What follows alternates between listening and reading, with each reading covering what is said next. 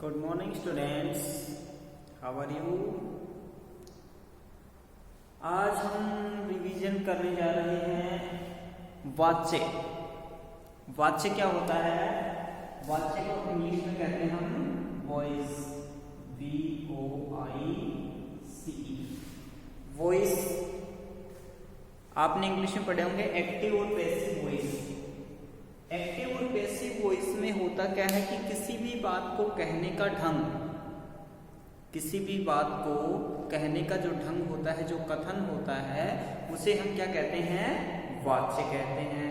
अब वाच्य में किसी भी बात में कोई कथन हमने कहा है, उस वाक्य में वो कथन किस तरीके से कहा गया है, यानी कि उसमें कर्ता की प्रधानता दिखाई गई है, कर्म की प्रधानता दिखाई गई है, या भाव की प्रधानता दिखाई गई है। कर्ता, कर्म और भाव। तो यदि वाक्य में, जिस वाक्य में कर्ता, कर्म और भाव की निर्णायक भूमिका में प्रधानता को बताया गया हो, यानी कि वाक्य में कर्ता, कर्म और भाव को प्रधान बताया जाता है कि क्रिया किसके अकॉर्डिंग चेंज होती है, किसके अनुरूप प्रयोग की गई है, वो आपका क्या कहलाता है? वाच्य कहलाता है। क्रिया के जिस रूप से वाक्य में कर्ता अथवा कर्म और भाव के निर्णायक भूमिका अथवा प्रधानता का ज्ञान होता है, वो क्या कहलाता है? वाच्य कहलाता है। जैसे मोहन फुटबॉल खेलता है। मोहन फुटबॉल, मोहन फुटबॉल खेलता है। ये एक साधारण वाक्य है। इसमें क्रिया की स्थिति क्या है, किसके अनुसार है? मोहन फुटबॉल खेलता है। तो ये आपका कर्तृवाच्य है, क्योंकि इसमें क्रिया किसके अनुसार प्रयोग की गई है? मोहन, कर्ता के अनुसार प्रयोग की गई है। अब हम ये कैसे पता लगाएं कि ये क्रिया कर्ता के अनुसार प्रयोग की गई या कर्म के अनुसार? हम तो कंफ्यूज हो जाते हैं कि सर हमें तो नहीं पता कि कर्ता के अकॉर्डिंग है या कर्म के अकॉर्डिंग है। तो इसमें आप क्रिया का रूप बदल के देखते हो। क्या करके देखते हो? क्रिया का रूप बदल के देखते हो। तो रूप जब हम बदलेंगे क्रिया का, तो वो यदि इसके अकॉर्डिंग होता है चेंज, यदि क्रिया का रूप इसके कर्ता के अकॉर्डिंग चेंज होता है, देन क्या है? वो कर्तृवाच्य है। क्रिया का रूप कर्म के अकॉर्डिंग चेंज होता है, देन वो क्या है? कर्मवाच्य है। ठीक है। क्रिया के अनुसार रूप परिवर्तित होगा, तो जब हम कर्ता को बदल देंगे तो क्रिया बदल दी जाएगी। यदि हम बाई चांस बदलोगे, कैसे बदलोगे? हम इसका लिंग बदलते हैं। मोहन फुटबॉल खेलता है, मोहन बॉयज है। अब यहाँ पे आप किसी लड़की का नाम लगाओ, सीता फुटबॉल खेलती है। अब खेलता का परिवर्तित किस में हो गया? खेलती में। क्रिया का रूप बदल गया, खेलता से क्या बन गई? खेलती। अब खेलता से खेलती बनी है, तो कौन सी शब्द के अनुसार बनी है? फुटबॉल के अनुसार बनी है या मोहन के अनुसार बनी है? मोहन के अनुसार बनी है। तो मोहन क्या था? कर्ता, और कर्ता को हम क्या कहते हैं? कर्तृवाच्य। कर्ता के अनुसार जो क्रिया की स्थिति होती है, क्रिया कर्ता के अनुसार प्रयोग की जाती है, वो कर्तृवाच्य होता है। तो जब इसका रूप परिवर्तन इसके अकॉर्डिंग हुआ है, तो ये कौन सा वाच्य है? आपका कर्तृवाच्य है। ये मैंने आपको पहचान बताई है कि हम पहचानेंगे कैसे कि ये कर्तृ है या कर्म है। ठीक है। तो ये कौन सा वाच्य होगा? आपका कर्मवाच्य। अब इसी को कर्तृवाच्य, अब इसी को आप कर्मवाच्य में बदलते हो तो क्या करोगे? फुटबॉल या मोहन के द्वारा, मोहन के द्वारा फुटबॉल खेला जाता है। मोहन के द्वारा फुटबॉल खेला जाता है। मोहन के द्वारा फुटबॉल खेला जाता है। अब इसमें देखो क्या हो गया। अब यदि आप इसका लिंग बदल के देखोगे, मोहन का आपने इसका लिंग बना दिया, वही क्या? सीता लगा दिया। तो सीता के द्वारा फुटबॉल खेला जाता है। तो जो खेला जाता है वो शब्द क्या परिवर्तित हुआ है? नहीं हुआ। तो नहीं हुआ तो क्यों नहीं हुआ? क्योंकि यहाँ पे कर्ता के अकॉर्डिंग क्रिया नहीं है। आपकी क्रिया जो है वो इस कर्ता के अनुसार नहीं है। किसके अनुसार है? कर्म के अनुसार, फुटबॉल के अनुसार। फुटबॉल क्या है? कर्म है। यदि फुटबॉल की जगह पे आप दूसरा शब्द लगाओगे, फुटबॉल की जगह आप स्त्रीलिंग शब्द लगाओगे तो क्रिया में परिवर्तन आ जाएगा। जैसे कैसे आ जाएगा? फुटबॉल की जगह आपने लगा दी गेंद, मोहन के द्वारा गेंद। अब गेंद शब्द है वो स्त्रीलिंग है तो यहाँ पे क्या हो जाएगा? खेला जाता की जगह खेली जाती है, खेली जाती है। तो यहाँ पे हमने कर्म को चेंज कर दिया, कर्म का स्त्रीलिंग बना दिया तो क्रिया भी कर्म के अकॉर्डिंग है तो कर्म के अकॉर्डिंग ही हो जाएगी। तो जहां पे हमको क्रिया कर्म के अनुसार मिलेगी वो कर्मवाच्य होता है, कर्ता के अनुसार मिलेगी वो कर्तृवाच्य होता है। ये तो इनको पहचानने का तरीका है। ठीक है, तो आपके दो वाच्य हो गए। क्रिया कर्ता के अनुसार होती है वो कर्तृवाच्य, क्रिया कर्म के अनुसार होती है, क्रिया वाक्य में कर्म की प्रधानता होती है तो क्रिया भी कर्म के अनुसार होगी, वो होता है आपका कर्मवाच्य। और जहां क्रिया कर्ता और कर्म दोनों के अनुसार नहीं होती है, भाव के अनुसार होती है, वो आपका होता है भाववाच्य।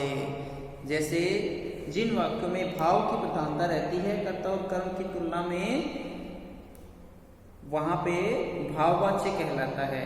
इसमें ज्यादातर आपको नेगेटिविटी मिलती है, नकारात्मक वाक्य मिलते हैं, निषेधात्मक वाक्य मिलते हैं। जैसे उससे रोया नहीं जाता, उससे रोया नहीं जाता, उससे खाया नहीं जाता, उससे पिया नहीं जाता।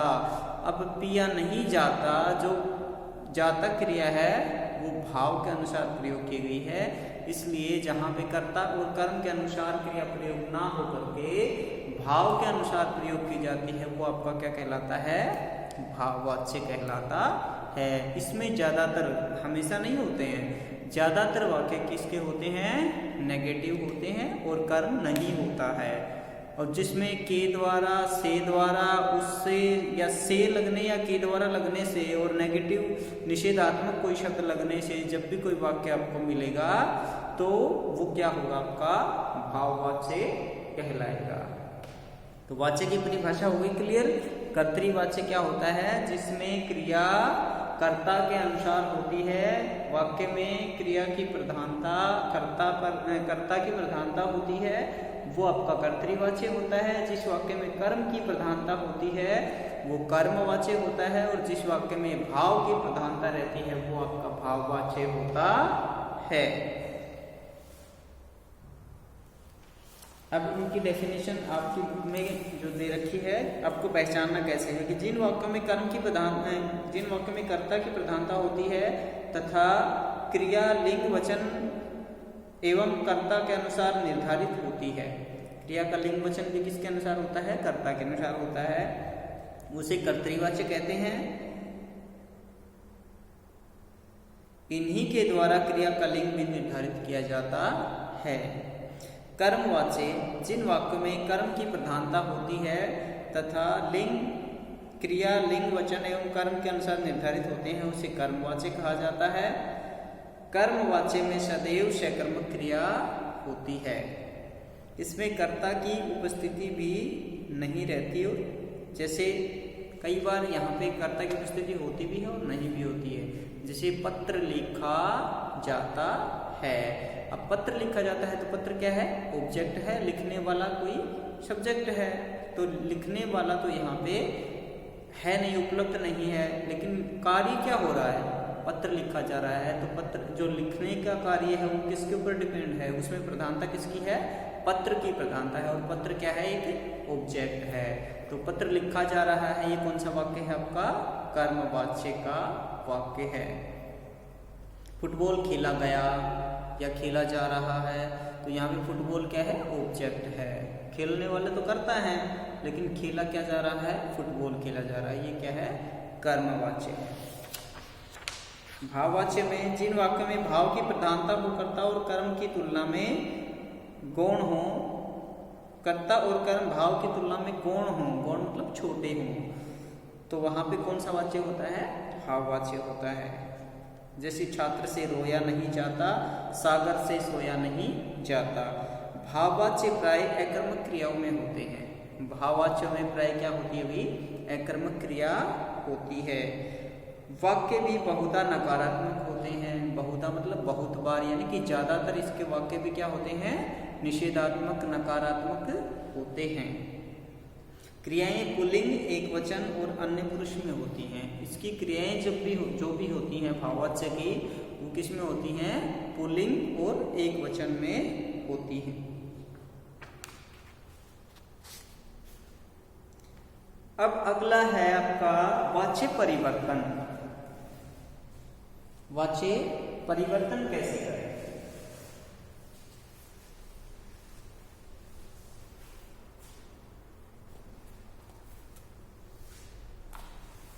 वाच्य परिवर्तन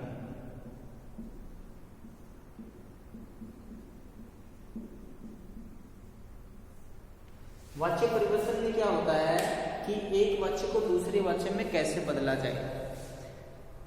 कर्तरी से कर्म बनाना, ऐसा करते समय वाक्य में निम्नलिखित परिवर्तन होते हैं। कर्ता के स्थान पर कर्म को लाया जाता है और कर्म के स्थान पर कर्ता को लाया जाता है। और क्या लगाया जाता है भी? से या के द्वारा परसत का प्रयोग किया जाता है। जैसे राम ने रावण को मारा, परिवर्तन करना हो तब, वैसे कॉमन स्थिति में भी आते हैं, ये अपने आप भी आते हैं, बिना परिवर्तन के तो पहचानना होता है, एक परिवर्तन करना होता है। परिवर्तन हम कैसे करेंगे? राम ने रावण को मारा, राम ने रावण को मारा। अब इसका वाच्य परिवर्तन कीजिए, किसमें बदलना है? कर्ता से कर्म में बदलना है। तो हम क्या बदलेंगे? रावण, पहचान क्या बता रखी है कि कर्ता के स्थान पे कर्म लाया जाता है। तो कर्म क्या है? रावण है, रावण यहाँ पे आ जाएगा रावण, और परसत क्या लगाया जाता है? से या के द्वारा। रावण राम के द्वारा, रावण राम के द्वारा मारा गया। ये आपको क्या बन गया? कर्ता से कर्मवाच्य। करना क्या है? सब्जेक्ट को ऑब्जेक्ट के स्थान पे ले जाना है, ऑब्जेक्ट को सब्जेक्ट के स्थान पे ले जाना है। जैसे आप एक्टिव पैसिव में करते हो, कर्ता ने रावण ने राम को मारा, तो ये राम ने रावण को मारा, सॉरी राम ने रावण को मारा। तो राम क्या है? सब्जेक्ट है, रावण क्या है? ऑब्जेक्ट है। राम कर्ता है, रावण कर्म है। जब हम इसे कर्मवाच्य में बदलेंगे, एक्टिव से पैसिव में बदलेंगे, तो फिर क्या हो जाएगा? आपका सब्जेक्ट ऑब्जेक्ट में बदल जाएगा, ऑब्जेक्ट सब्जेक्ट में बदल जाएगा। और इंग्लिश में तो वर्ब की थर्ड फॉर्म लगाते हो, और यहाँ पे आप क्या कर दोगे? पास्ट टेंस में बदल दोगे इसे। पास्ट में बदलने के लिए आप क्या लगाते हो? वहां पे क्या लगाते हो? बाई लगाते हो या विद लगाते हो। यहाँ पे क्या लगाते हो आप? से या के द्वारा। तो यहाँ पे ये कर्मवाच्य क्या बन गया? रावण राम के द्वारा मारा गया। ये था आपका वाच्य परिवर्तन। अब इसे कर्म से कर्ता में बदलते हो तो वहां पे भी क्या होता है? ये कर्म है, इसका वही परिवर्तन करना है। तो सब्जेक्ट ऑब्जेक्ट सब्जेक्ट के स्थान पे चला जाएगा, सब्जेक्ट ऑब्जेक्ट के स्थान पे आ जाएगा, और बाई हट जाएगा, के द्वारा हट जाएगा। सीधा सिंपल वाक्य आपको बनाना है। ये था आपका कर्ता से कर्म बनाने के लिए। जहां कर्ता को गुप्त रखा जाता है, अर्थात कर्ता अज्ञात रहता है, वहां कर्मवाच्य का ही प्रयोग किया जाता है। जहां पे कर्ता, जैसे अभी हमने पत्र लिखा था कि पत्र लिखा गया, तो वहां पे कर्ता अज्ञात है, कर्ता के बारे में नहीं बताया गया, केवल पत्र के बारे में बताया गया, तो वहां पे वाक्य सदैव कर्मवाच्य में ही लिखा जाता है। क्लियर? वाच्य परिवर्तन हो गया। तो ये था आपका वाच्य परिवर्तन, कर्तृवाच्य, कर्मवाच्य और भाववाच्य। ठीक है। इसमें एक चीज और दे रखी है, विशेष क्रिया के जिस रूप से वाक्य में कर्ता कर्म अथवा भाव की निर्णायक भूमिका का पता चलता है उसे वाच्य कहते हैं। वाच्य के 3 भेद होते हैं, ये चीजें हमने पढ़ ली हैं। घर जला दिए गए, पुल तोड़ दिए गए, ये कैसे वाक्य हैं? पुल तोड़ दिए गए, तोड़ने वाला तो कोई और है, टूटा क्या है? पुल। टूटने वाला क्या है? कर्म। तो वाक्य किसके होंगे? कर्मवाच्य के होंगे। तो ये था आपका वाच्य परिवर्तन। आपके ग्रामर के टॉपिक क्लियर हो गए। क्या रह गया? काल, क्रिया और वाच्य, यही आपके सिलेबस में दे रखे थे। तो आपके तीनों टॉपिक क्लियर हो गए हैं। ठीक है, तो आप लोग इसकी एक्सरसाइज कर लेंगे। एक्सरसाइज में आपकी सोल्व करवा देता हूं, मैच करवा देता हूं।